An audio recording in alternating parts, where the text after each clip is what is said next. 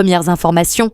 Gaza, comité de la paix, reconstruction, Hamas. Que faut-il retenir du plan de Donald Trump pour la paix ? Lundi 29 septembre, le président américain a dévoilé une feuille de route visant à mettre fin à la guerre dans la bande de Gaza. Sans aucune garantie ni mention d'un retrait de l'occupation, l'accord, comme l'a souligné Netanyahou, revient en réalité à atteindre les objectifs de la guerre. Tous les points sont en faveur d'Israël, pas un seul en faveur des Palestiniens. En résumé, Trump et Netanyahou exigent que le Hamas dépose les armes, se retire de Gaza et laisse la population de l'enclave à son sort. Un projet immédiatement soutenu par le Premier ministre israélien lors d'une conférence de presse commune à Washington. Mais il est clair que le Hamas n'acceptera jamais cette offre. La question demeure, que nous réservent les prochains jours ? La deuxième information, dans les rues du Maroc, de vastes manifestations ont éclaté portant un message clair, le rejet de la normalisation avec l'occupation.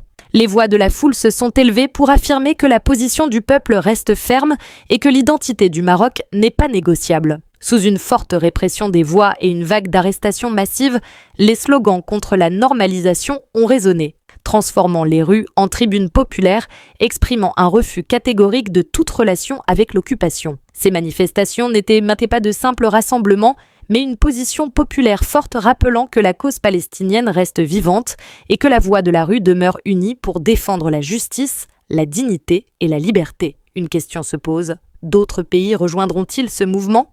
La troisième information, la Turquie a envoyé 2 navires de guerre et des drones pour accompagner la flottille de la liberté mondiale dans les eaux internationales, tandis que d'autres navires turcs sont intervenus pour secourir un bateau en panne. Dans le même temps, l'Espagne et l'Italie ont annoncé l'envoi de navires de guerre en soutien à la flottille qui regroupe plus de 42 bateaux venant de 44 pays et plus de 600 militants.